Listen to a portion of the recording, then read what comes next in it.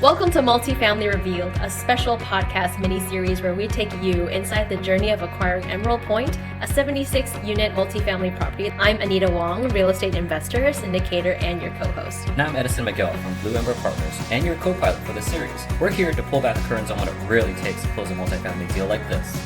So grab your favorite drink, get comfy, and let's dive in. Welcome back, friends, to another episode of the Emerald Point mini-series. If you are just joining us for the first time, I am here with my co-host, Edison Miguel of Blue Ember Partners. And we are here for a special episode of our latest acquisition, Emerald Point, which is a 76-unit apartment syndication located in the DFW area.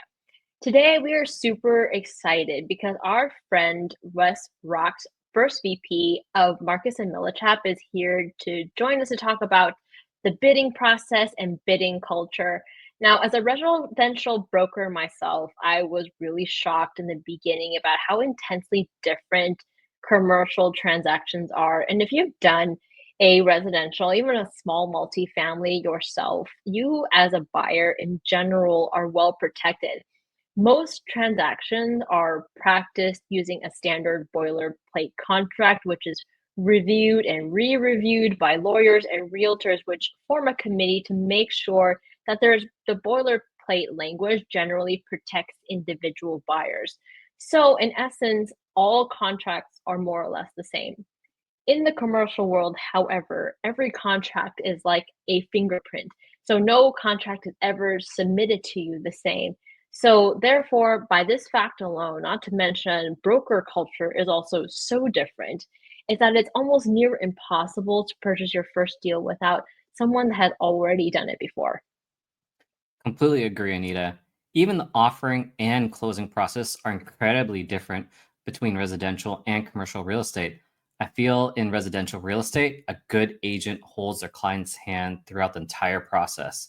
But in commercial, the only guardrail you have is someone experienced in the process to ensure all the moving parts and pieces align perfectly to close. It is critical to have your team established and know who you'll be working with, such as your property management team, even before you submit your offer. Anita, can you tell us a little bit about what your search process was like until you landed Emerald Point? So it took about 7 months of searching to secure Emerald Point, but the journey really began maybe a year and a half earlier. So as we built relationships and putting the team together and laying out all the groundwork for opportunities like this, um, that was pretty much that's the kind of thing that is special about multifamily is that you have to do all the pre-work. So when you're ready to go, you have everything that you need, right? And you don't start when you purchase a property. So Emerald Point was our second submission for a range of similar size offerings that came out at that time. And because I was coming out to Dallas monthly and shaking hands, Wes was someone I knew quickly and was one of my go-to brokers. And that really helped when we submitted our LOI because he already knew our reputation. So this landed us in the final round pretty much right off the bat and helped us secure the deal.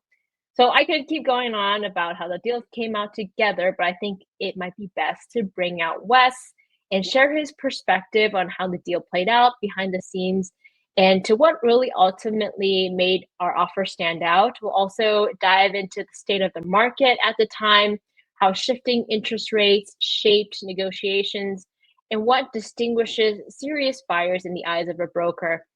Plus, we'll uncover some unwritten rules that I've also personally broke of the game and what investors should be watching out for in 2025.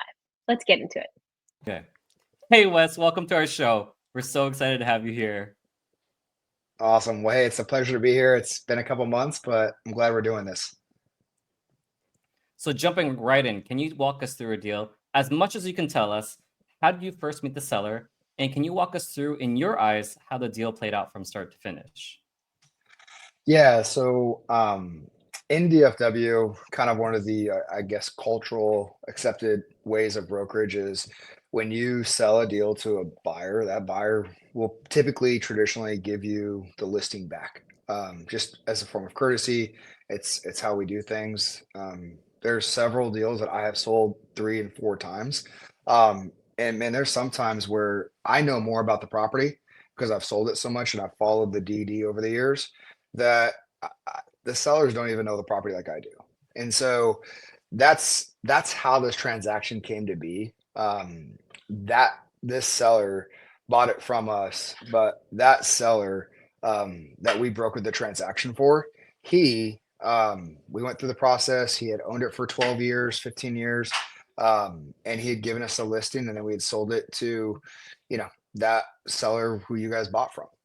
That's how we originally, came together. We updated him along the process of his ownership, and kind of when rates continued to, climb up, and it just became unattainable for him to either reach a refinance or do a capital event, he decided it was the right time to sell.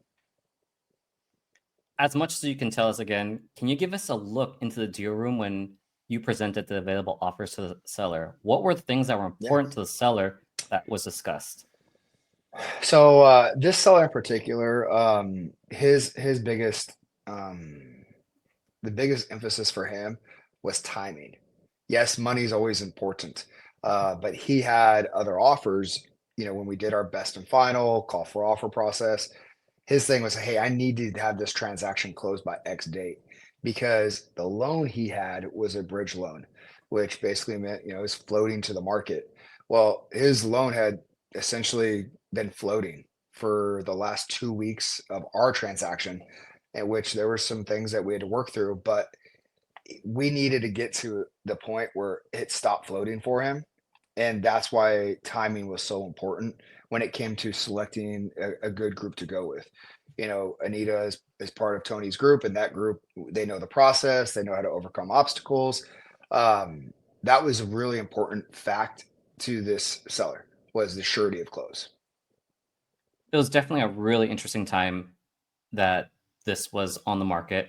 And for this particular cycle, in this interest rate cycle, it felt like it was a near bottom, but what made it so unique and different between the seller and buyers, and how is it different from previous years?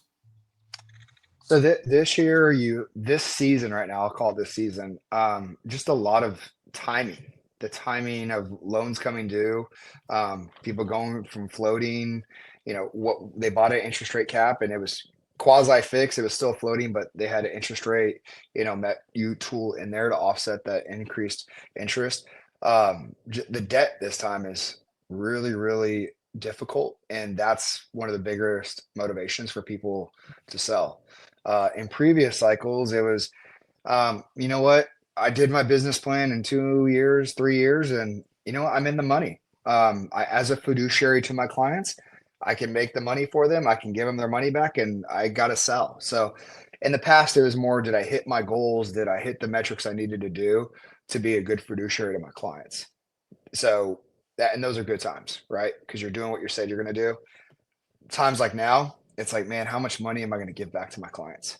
And so it's more of an induced sell than, you wanting to sell. And then switching a little bit of gears to relationship building. A good deal in my eyes can't land on my desk without a good relationship with a good broker. From the broker side, what are some things a buyer can do that show that they're actually really serious and you would give them some extra time from your team? So, I mean, that is such a great question, Edison. I mean, that's being a national platform, we get a lot of first time calls from people we don't know. And you know, I guess there's certain protocols of how to ask questions, what not to say. But the biggest thing is whenever you're new, try to just make that be known because, Anita and I, we were talking earlier, there's a lot of unspoken rules in multifamily. And especially in our space where traditionally people are not first time buyers, we expect there to be a certain level of education to where we're not telling you what is rubs. We're not telling you why is payroll adjustable. Like there's just a certain level of expectation of what we expect you to understand. And if you don't understand, like ask those questions. Ask ask questions to be informed, but don't ask questions to, you know, oh, well, we think your cap rate's too high. Well, then great. You want to get a no response or a no phone call back? That's the best way to do that. Try to fight me. Like you're gonna fight me on a listing. That's great. I only need one buyer. So if you want my time, remember I work for the seller. I want to sell to you. but don't fight me. If you have questions, ask politely. A lot of people want to prove they know stuff, and I get that. The best way you prove yourself that you know stuff is let's get to know each other. Don't come all hot and heavy on a first phone call. Tell me why I'm wrong. Like, you can tell me I'm wrong. I only need one person to be right. I feel like Wes has some stories behind these. He's got some stories behind those Yeah. comments. Yeah, we're talking about this earlier, and our listeners kind of missed out on this, but we were just talking with Paul Pupils, and he was saying, there's 50 to 60,000 multifamily properties in DFW, and he's like, guess Yeah. how many brokers really are in charge of all of those transactions? Probably just like 10 to 15. Yeah. Yeah, Wes, can you elaborate on that? Yeah, I mean, Paul's right. I mean, I would even say that's probably even a little bit too big. We're into 2025 now, so I did my year-end review for the products that I work, and it's pretty good range. But in my space, we had 115 transactions last year. Our team, just the Flow and Hoover team, we did 13 of those transactions. So we had about a 12% market share, which is really good for most firms. Our team did that. Mm. Our firm, if you add in our counterparts in Fort Worth, you add in our counterparts at IPA, we had 25% market share. Now, that is extremely impressive in any market. But to your point, 80%, 85% of the other transactions were us and three other brokers. So, just like Paul says, you could probably put four of us together and we did 80% of the transactions, 85% of the transactions in DFW last year. Um, it's a very tight community. It is not, you know, 50 people doing DFW apartments. It's maybe five or six. Yeah, absolutely. And I mean, I have seen it, like you guys all hang out in one room, you guys Yeah. see each other quite a lot. So there's a lot of talk, about who's in town and who's transacting. So it's Yeah. so important to really get on your guys's roster. But, I can imagine sort of we obviously are new buyers. How many can you say, like, in a year do you kind of see, let's just say for this last year, that you run across as new buyers for you? So this year we've seen a higher percentage of new buyers to DFW and new buyers just new to us as well. And so that's more of just a function of the cycle we're in. A lot of the people that, have transacted, they've lost money. And so they don't have the equity they need to be buying deals. And so that leaves new opportunities for new people to buy. So I anticipate that trend continuing to be the same this next year as people sell and get into new deals. I think, one of the things that's going to help us is transaction velocity this year. People are going to be forced to sell. And whether you're being given back 50%, 100% of your money, or you're making money, you're probably going to like the new basis of an Emerald Point versus the last time it traded. You're going to probably like the going in cap rate of an Emerald Point versus the last time it traded. So there's just some internal metrics now in 2025 that are so much better than they were in 21 and 22. They like, man, I already feel better just buying it at a, cap rate of 6.5 and 15K or less. Like that just makes me feel good, but there's no equity right there right now because it's still trapped. So once we get some Mm. velocity, I think you know, we'll see that trend of local previous clients come back into the game. Mhm. So I guess just a general number, what kind of percentage do you think, of the range of buyers that you see across your desk do you pretty much kind of work with? Range is like a percentage or Yeah. like range. Yeah. Yeah. I would say it's about 50-50 right now, like 50 Mm. repeat, 50% repeat, 50%, Mhm. um, you know, re, new. But I do think though, those new people we're adding, they're going to become Mhm. our repeats as well. So Mhm. I do, there's one group right now that I know is for sure, like we're ready to do another deal with them tomorrow. They were just so Is that awesome our to work with. is that group us? You got, hey, I'm always ready to do a deal with you guys. Yeah. There's no shortage of love here. Um, so, but yeah, I mean, like you're a new group. Like I would love to work with you again. Like, yes, you have somebody who is experienced being Tony, being your mentor, but I would consider you were new to us. I think multifamily is new to you.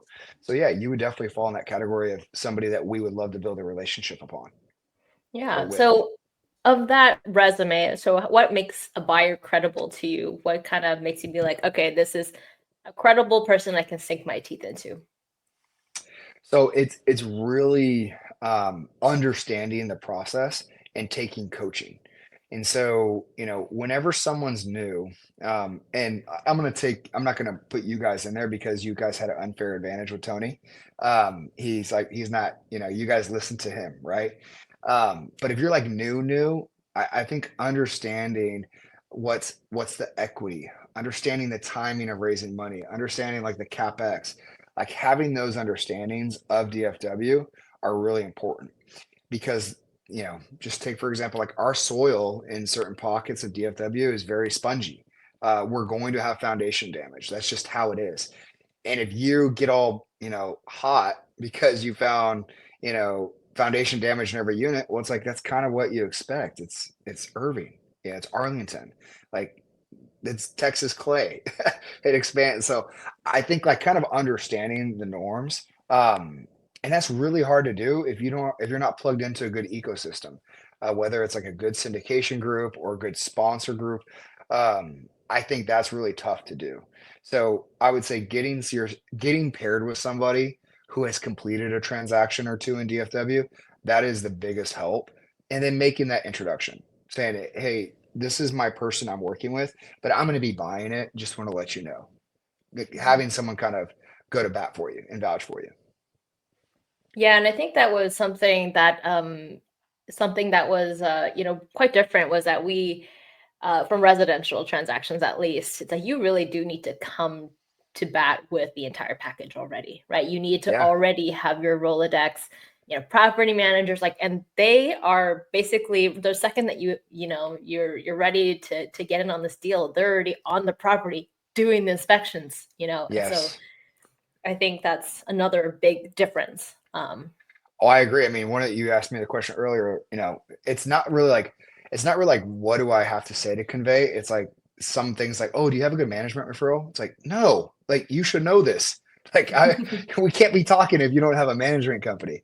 Oh, do you have a good mortgage broker? It's like, yes, but why aren't you talking to somebody already? Like, don't ask those questions because then I know that you haven't, spent the time in DFW, looking. So it's like, kind of answering your question earlier, it's like, well, how do you stand out? It's like you already have those relationships set up before you get to me. Because by the time you get to me, it's go time.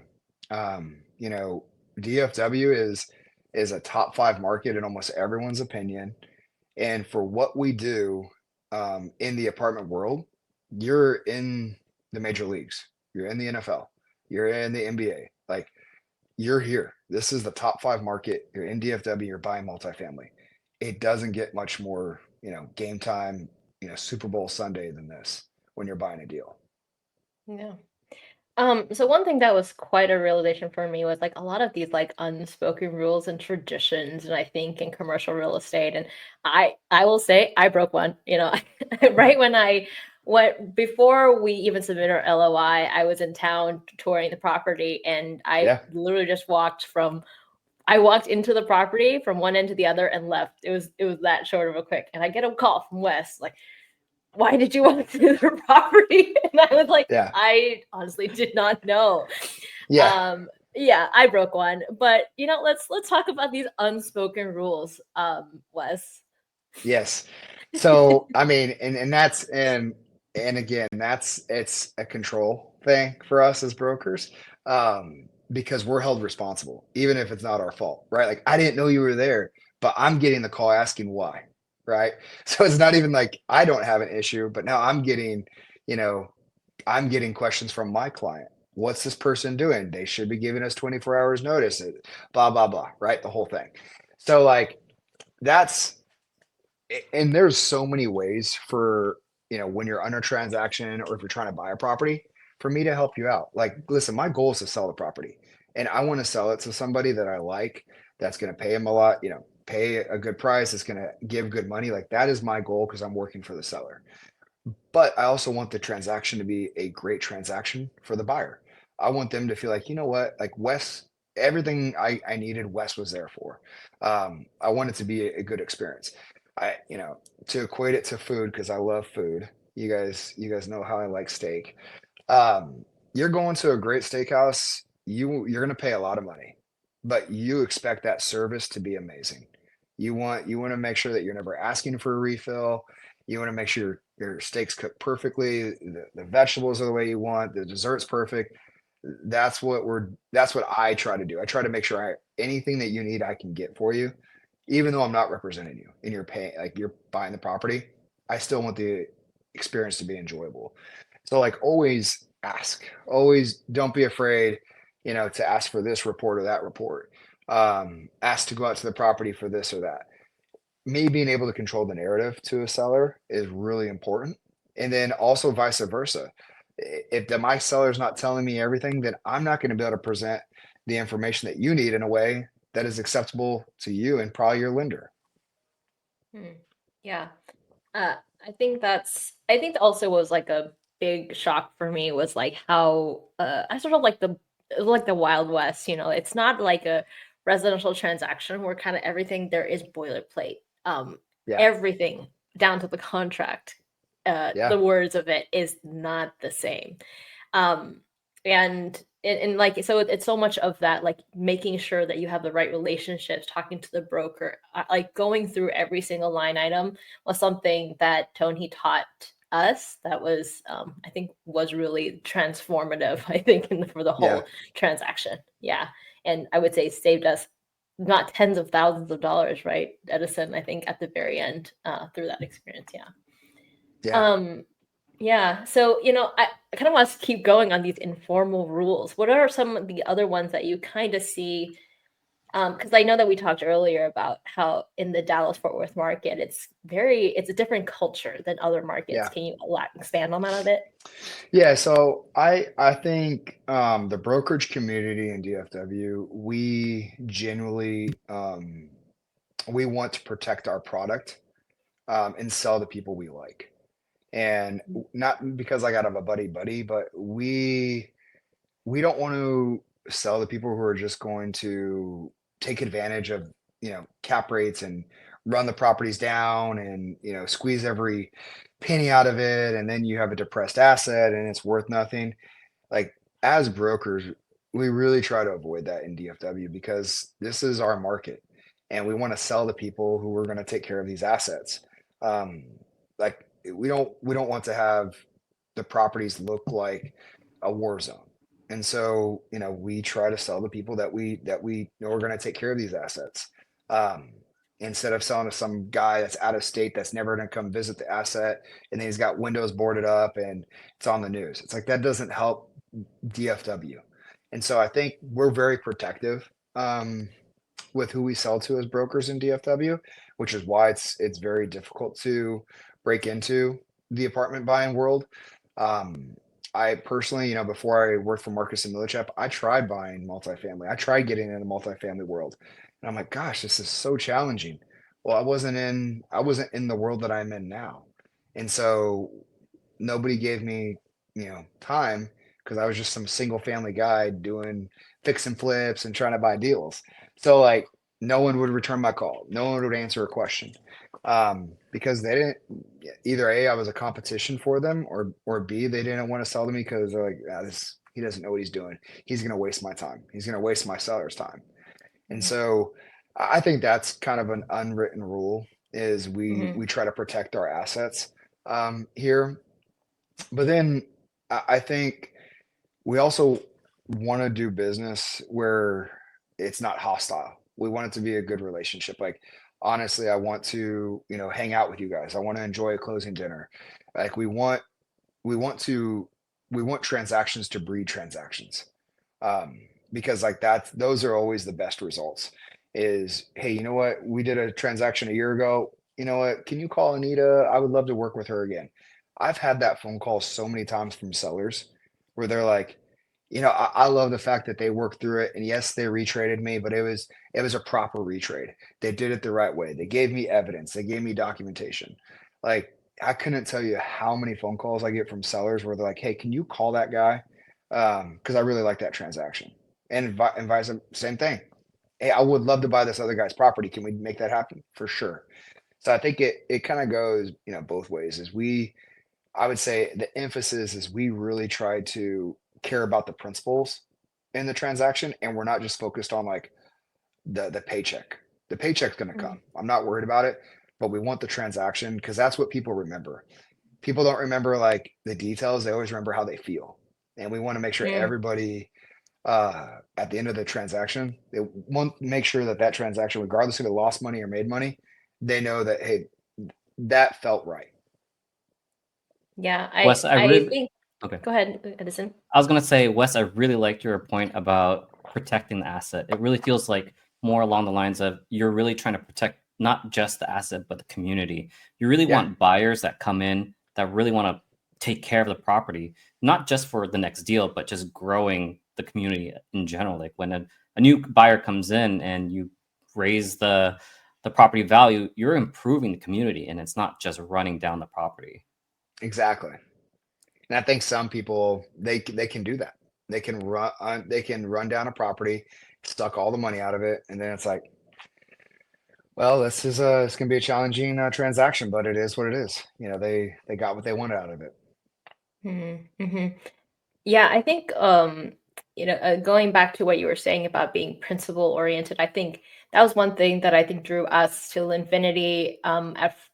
It was really the concept of like I think one of the things that really did capture me, I think, was how much Tony talked about the transaction with your broker and about how it's a relationship of respect, right? It's a Yeah, relationship of like you put forth the criteria, your broker brings that criteria to you, you close on the transaction. It's like you don't use people like tissue, like in residential. I think that yeah, is always the case because there's always just feels like there's another broker that's going to rain down and do it for cheaper, and that is not the case at all for commercial. And like you said, there's no, only four guys that are doing it, and it really is the big difference, right? So I think that's what I really loved and I respected out of Tony because of that respect that he yeah, brought to all the people that he transacted with. And it is about the long term game, right? It's not just use it and burn and then on to the next yeah, one.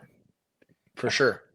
I mean, I've done, like with Tony. I mean, I've brokered 3 transactions for him, and I've invested with Tony. So Hmm. that tells you how much we're invested in our clients, not just in paychecks. Hmm. Yeah, it's always a good way to keep tabs on things too. Exactly. It's how he knows that he's that you're watching over his moves, which I respect. That's awesome. Okay, so I'm gonna give you the bit of a crystal ball, and I know Yeah, nobody can predict the future, but let's talk about 2025 and what you kind of see. I think, yeah, I mean, just pointing back to Emerald Point real quick, it's we really experienced an enhanced due diligence that did impact the sale. We didn't think in the beginning that we would need an extension period, but lo and behold, we were like 90 days out. Really, like we towed the line on the seller's loan, which was yeah, unfortunate, but uh, this was a lot even for Tony, who has done lots and lots of deals. He was just like, this is a lot of red tape that we really have to go through. Like, and we were saying yeah, that we had to jump on a call with the bank and the engineers to talk about the engineering report. And we had to jump back into the property several times in order to yeah. clarify certain things. So, are we going to be expecting more of that 2025? And then how would you prepare buyers and sellers for the 2025 market? You know, um, I mean, it's really unfortunate that Emerald Point, the transaction went that way because to your point, like it didn't need to. And I hope 2025 is not that way, but I mean, 2024 was such a year of the agencies in particular, um, upgrading whatever kind of criteria they felt like they had missed out on in the past 3 years. They brought it in 24. Mm. And so, you know, with them getting busier and reaching their caps again, are they going to have the time to be as diligent as they were on an Emerald Point, a little 76 unit deal in Irving? I hope not. I mean, that was extremely invasive. That whole due diligence from the agencies never had went through anything that detailed to the point of what you guys had to go through to just verify move-ins. Um, that's never. I don't know if you want to talk about that, but that's never happened. But I'm not surprised. I mean, the year started off really weird with aluminum wiring having to be, collard instead of pigtailed. The agencies came back and no, we all live in Texas. We all have property taxes come out, and the agencies acted like they were beginners and they didn't understand how taxes go up and how do you fight them. Like, you guys know better. You guys have been in Texas for decades. You guys know taxes go out. Quit acting like you don't know this is going to happen. And then get down to your transaction and just the extra due diligence. I don't think the agencies are going to have that level of time to nitpick um, because they're going to get busier. I traditionally we see 3 times as many transactions in DFW. So maybe because the agencies weren't as busy, they could spend more time on DD. But I hope that's not the case going forward. I just don't see that as a sustainable way of doing business. But Yeah. I would say the market in general, I can't help but feel we're at the bottom. Given the last, call it 4 or 5 months, cap rates have stayed the same. Probably the only difference is interest rates and the 10 year. That's probably the only change, but we're still seeing kind of a very same market as Q4 of last year so far. From a cap rate, A, B, and C class perspective. So my hope is that with more transactions happening, there's going to become more velocity. More velocity will lead to capital being released because right now it's trapped, and then that capital being released turns into deal volume and equity and things. The cycle just kind of picks back up. But for right now, the flywheel is moving, but it's just moving slow. The flywheel needs to get moving a little faster and just get a little bit more momentum so we can have a great 2025. Yeah, I also want to add, I mean, just my own personal question about, Yeah, obviously there's a lot of things going on with the new administration, yeah, and we've been, as more of an update, we've been seeing some impact on our Class C tenants with some of these new immigration. I mean, they're not quite law yet, so, but, some speculation, which has kind of gotten our tenants a little worked up, right? So, yeah, I mean, do you see some of the new administration not bringing politics into things, but having an yeah. impact on multifamily? I mean, for sure, it's going to impact the C class Hispanic market for sure. But I think the bigger picture, and I think this is where it's not even being spoken about, and this is where you kind of got to step back and say, okay, well, to your point, like he just got in office, last week. So what you're feeling though in the C class space is really what everyone else has been feeling since 2023, which is the new supply with all these residents who are here that are just changing shoes. That's what's happening. It first started in A class, right? A class residents, they needed to fill those things, and they took all the B class tenants. And so B class 80s and 90s product saw extreme occupancy challenges and vacancy ticked up. And so they all went to A class properties. Well, B class product said, "Oh, it's okay. We don't need to lower rents. We don't need to do this. We'll fill up our occupancy." And a lot of owners were very slow to respond to that. And so what happened is once they finally saw vacancy tick up for a while, like, "Oh shoot, we need to lower rents." Well, what happened was they had to lower rents so much to fill those 80s and 90s products to where now those rents competed with C class assets. And so I think the bigger thing of what we're seeing in DFW right now is the impact of all the new supply that happened in 23 Mm, finally hitting the C-class market. Because if you were mm, to just look at occupancy as a totality of DFW, we're in the high 80s, low 90s, A, B, and C. It was not that way over the last 2 years. A was filling up and B was down, and B stayed down. But then now B's adjusted and they've taken all those C-class tenants and they're now in B-class apartments. And so I kind of feel like we've seen, you know, as a laundry machine, the wash, it's all been washed out now. We're all in that high 80s, low 90s, and hopefully supply gets absorbed. The data that we're looking at is uh, Q1 in Dallas, we should reach our full supply to the market. And so it's just got to get absorbed. So maybe 26, it gets all occupied with, another 100,000 people moving to DFW. And then that's going to start trickling back down. But I think, not getting into the political side, I think it's definitely going to have an impact in the C-class Hispanic communities. That is true. But I think you're seeing the larger impact of all the supply that has come online over the last 2 years. So it's going to be a little bit of both. But I do think it's going to be a lot more temporary than what you're seeing right now. mm. Okay. All right. Well, time for our rapid fire questions. Yes. Awesome. So we have 15 seconds to answer these 3 questions just off the top of your head. And Yeah. yeah, let's go. What is one of the weirdest things you've seen on a property you sold? On a property, so we're just saying, someone living in a storage unit. I can see that. Yeah. Like 100%. someone lives here? They're like, they kind of do. I'm like, do they or not? Like, like I Whole need to know if question this is is they charge income. rent. Is Well, it that's the income? thing. Yes, is it income or like where do you guys classify this? Like it's like I don't like you built a room next to the boiler room for someone to sleep. Like that does not seem safe. Okay. All right. Second question. What is something every syndicator should do but commonly don't?